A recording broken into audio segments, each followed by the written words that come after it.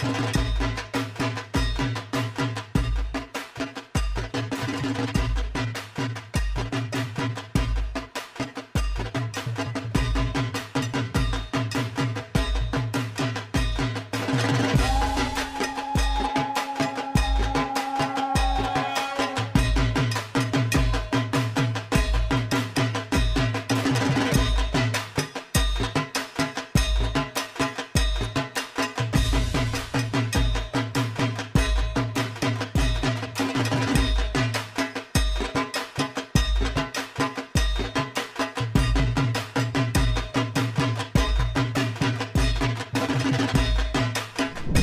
শারদীয়া today story সকল দর্শককে এই মুহূর্তে আমরা আছি সোনারপুর রিক্রিয়েশন ক্লাবে এবং সোনারপুর রিক্রিয়েশন ক্লাবে একটি বিশেষ অনুষ্ঠানে বন্ধু এক আশা রয়েছে এবং সাথে প্রচুর মানুষের সমাগম এই পুজো অনুষ্ঠানে।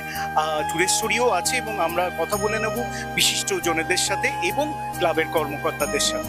সোনারপুর রিক্রিয়েশন ক্লাবে পুজোয় এবারের ভাবনা তিলোত্তমা। আমরা কথা বলে নেব ক্লাবের কর্মকর্তার সঙ্গে এবং জেনে নেব এবারের যে থিম সেটা সম্পর্কে কিছু কথা এবং অপূর্ব এই প্যান্ডেলের যে রূপকার তাদের সম্পর্কেও একটু জেনে নেব। আমাদের যে মণ্ডপটা আপনারা যদি দেখেন দেখবেন প্রচুর নারী মূর্তি তারা হাত জোড় করে সংকল্প করছে। এই সংকল্পটা মায়ের কাছে করছে যে সারা পৃথিবীর সব মায়েরা বোনেরা মহিলারা সবাই যাতে ভালো থাকে, তারা নিরাপদ থাকে। এবং তিলোত্তমা মঞ্চ আর তিলোত্তমা মণ্ডপ এই বছর আমরা উৎসর্গ করেছি। আমরা সবাই জানি বর্তমানে যে অবস্থাটায় আমরা যাচ্ছি, যে সময়টার মধ্যে দিয়ে যাচ্ছি সারা ভারতবর্ষে, সেই সময়টা মনে হচ্ছে হয়তো আমরা তাদের প্রতি যথাযথ সম্মান বা শ্রদ্ধা জানাতে পারছি না, সেই জন্য হয়তো বিভিন্ন ঘটনা ঘটছে। সেটাই আমরা এই নারী মূর্তি যেসব নারী মূর্তি প্যান্ডেলে আছে তারা সেইভাবেই মায়ের কাছে সংকল্প করছে যে তারা যেন ভালো থাকে, নিরাপদ থাকে, সুস্থ থাকে। এই জন্যই আমাদের তিলোত্তমা মঞ্চ এবং তিলোত্তমা মণ্ডপ এইটা দিয়ে আমরা করছি। এবং সোনারপুর রিক্রিয়েশন ক্লাবে আজকে পেয়ে গেছি সেই মানুষটিকে, যে মানুষটি প্রবাসে পুজোর সঙ্গে যুক্ত তো বটেই, বহু দেশ ঘোরার পরে তার অভিজ্ঞতা কলকাতার দুর্গাপুজো নিয়ে কিরকম সেটা একটু জেনে নেব। দুর্গাপুজো বাঙালির প্রাইড, কলকাতা তো ডেফিনেটলি প্রাইড। সেদিক দিয়ে দুর্গাপুজোতে আসাটাই স্বাভাবিক আমাদের জন্য, কিন্তু এবারে দুর্গাপুজো হয়তো একটু আলাদা হবে। তার কারণ হচ্ছে এটা শুধু সেলিব্রেশন না, it is also the indomitable spirit of human resilience, যেটা আমি বলছিলাম আগে। তার কারণ এত কিছু হচ্ছে সারা পৃথিবীতে, অনেক কিছু হচ্ছে ইন্ডিয়াতে প্লাস বেঙ্গলে। এখন it's a question of movement. তো সেদিক দিয়ে আমরা এসেছি কলকাতা, হোপফুলি এনজয়মেন্ট তো কিছুটা হবে, কিন্তু তার সাথে কিছু রেসপন্সিবিলিটিও থাকা উচিত। and it should be a responsibly celebration of Durga Pujo, সেটাই বলার আছে। Thank you. এবারের পুজো আপনার দেখা, আপনার চোখে একটু অন্যরকম যদি হয়ে থাকে আমাদের দর্শকদের কিছু যদি বলেন। আপনি যে প্রশ্নটা করলেন সেটা সঠিকই। পুজোর যে আনন্দ, আবেগ, উৎসাহ এবারে সেটা অনেকটাই স্তীমিত। তার কারণটা তো সবারই প্রায় জানা, যে বিশেষ করে আইন শৃঙ্খলার যে পরিস্থিতি এখন, এটা মানুষের মেনে নিতে পারছে না। দৈনন্দিন জীবনে আইনের শাসন এটি অত্যন্ত গুরুত্বপূর্ণ দৈনন্দিন জীবন কাটানোর জন্য এবং তার সঙ্গে অর্থনৈতিক দিক থেকে ভালো হওয়া।